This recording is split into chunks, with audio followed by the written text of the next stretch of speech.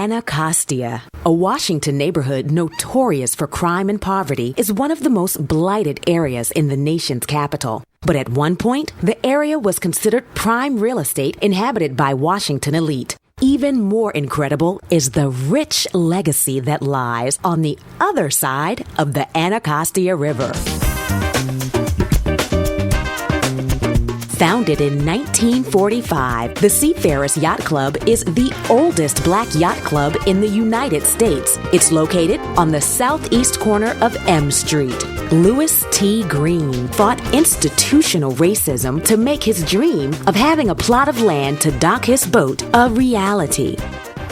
Mr. Green, after he built his boat, he needed a place to keep his boat. So he went to the Interior Department.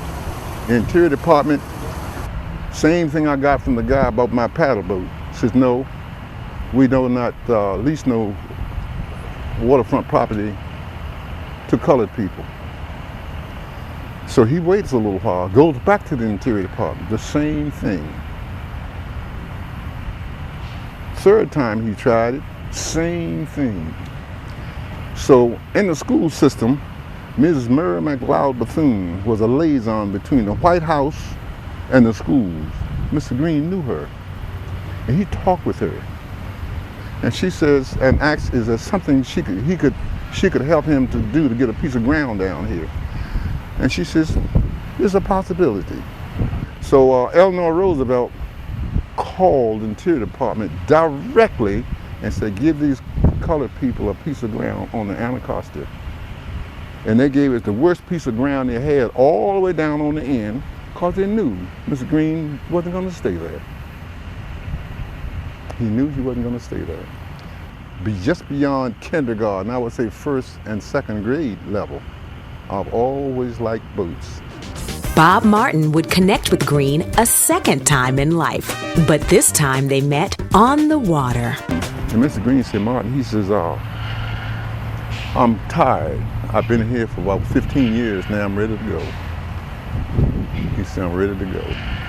If you think you could do this yard, I'll try to help you all to get here with your club. I talked to him, I said, Mr. Green, now how would I do this legitimately? If you would take your club and start all over again as seafarers, you could change your whole roster to seafarers and vote me out. I said, is it just like that? He says, yes, you'll be seafarers then.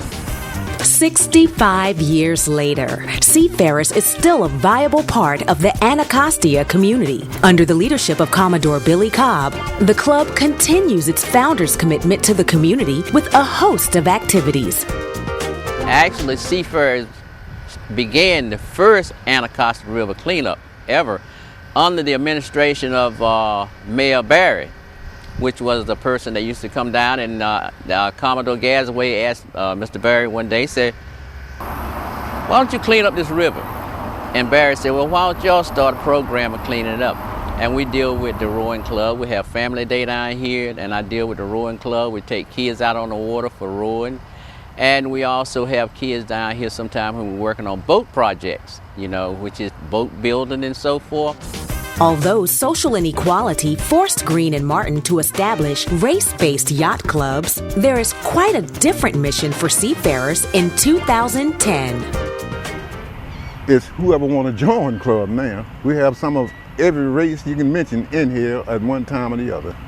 In fact, and anyone come down here and say, look, you bring everybody, anybody you want down here. You bring grandma, the neighbor, the dog, cat, bring the whole 9 yards here. Everybody enjoyed this club. Now that's what I'm looking for to keep going. Since it started off all black, time's changing, and we got to change with those times. One of the things that I want to see, because I've been in here 10 years, and it's about time for me to say, hey, wait a minute here. It's time for me to sit back there and chill something. But I keep talking to some of our females. I want to see the first female Commodore in this club. That's what I want to see. So that's what I'm working on right now. Hopefully I can get a chance to see that. And it might be you know? Bob Martin is extremely hopeful about the Seafarer's legacy. I would like to see it to continue as it is and keep working for the kids and the grown-ups that haven't been exposed to water or boats to continue. And that's what we've been trying to do. Even with the rich legacy of the Seafarers, the club still faces uncertainty as the city plans to develop the Anacostia waterfront. It depends on D.C. government, you know. We're in their hands right now, you know, and the only thing we can say is we just hope somebody don't come down here and say, I want this piece of property, and, you know, and that's it. But the public is the one that have to deal with us because we are in D.C., and a protest from D.C. residents is a thing that somebody don't want to see. So I want all D.C. residents that see this to come down here and visit Seafarer Yacht Club, because we're going to be calling on you if they try to mess with us.